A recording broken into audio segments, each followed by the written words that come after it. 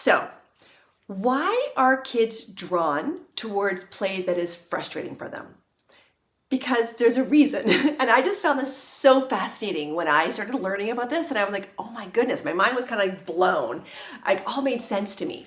So, under the psychological definition of play, fun is not in it. Yeah, you might be thinking, really? Like, isn't that kind of the point of play, is that it's fun? Yes and no. Actually, there is a lot of play that is fun, but there's a lot of play that's actually not. There's a lot of play that's also serious, like lining things up or categorizing things like Pokemon cards or, whatever it is. But there's also a lot of play that's actually frustrating. So under the psychological definition of play, the word is engaging, not necessarily fun. It might be fun, but we know it's play if it's engaging, if it hooks the kid. So I'm going to kind of give you an example of how this works.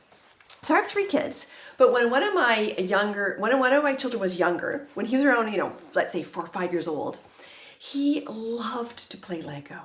Sometimes he would be playing Lego and he was so engaged and he was working so hard on something, but he couldn't get the thing he was building to look like how he had it in his mind. Like he had some, idea in his mind of what he wanted to build, but it wasn't translating. It just wasn't working. It was so frustrating because it wouldn't work. It wouldn't do what he wanted it to do. And it was, breaking apart, or it wouldn't, it just wouldn't work. Sometimes when this happened, he would actually have tears like pouring down his cheeks because he was working so hard on building this. Now, would I say my kid was having fun? No, he's actually crying tears while he's playing. Would I say he's engaged? Yeah, 1,000%. So engaged that he's actually willing to cry because he's so invested on building this that he's willing to work that hard and be that invested in it. Now, why does this matter? Why are children hardwired to this sort of play that can be hard for them? Well, let's step outside of that, incident for a moment. Let's step outside of that story. Yes, children need to learn to do things that their grown-ups require them. You might require your child, to set the table or help with chores or whatever the thing is. That's good. It's part of the adaptive process. Kids need to learn to do things they don't like doing because it's one day they're going to have to grow up and live in society and be an adult. And there's lots of things about being an adult that we have to do things we don't like doing. So that's good.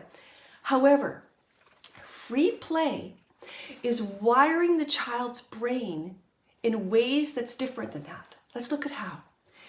In free play, a child, experiences, like say they're bored or whatever it is, they're in that experience, they sense a tug within them to do something, whether it's to build something, make something, do something, whatever the thing is. And it's from inside of them. It's not being required by their adults. There's a difference here. And it's so thoroughly engaging. The play experience can hook them so thoroughly that they're willing to work very, very hard, to build that fort or build that tower or whatever the thing is.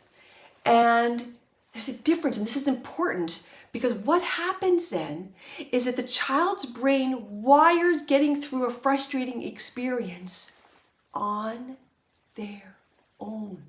With no adult encouragement, with no adult, saying, come on, you can do this.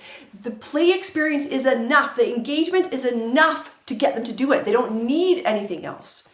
And, it's not like I'm saying to my child, hey, buddy, finish building that truck by 5 o'clock or you're in trouble. I don't care whether my kid's playing Lego or not. The engagement of the play experience is enough to hook him in to work hard on it.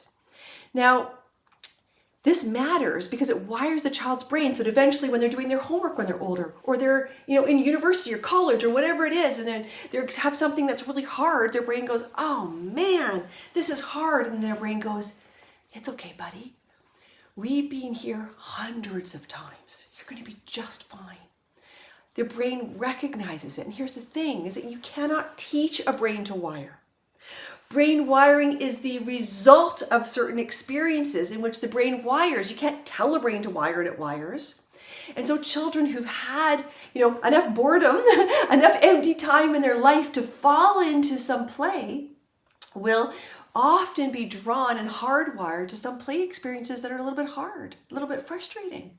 And if it gets too frustrating, let's say my son's building Lego and it's just too frustrating and is too much for him, if the frustration trumps the engagement, he would just step outside of that bubble of play and he would just go do something else. And maybe he'll return later on that day. Maybe he'll return next week, whenever the re-engagement resurfaces and he's drawn back into another experience.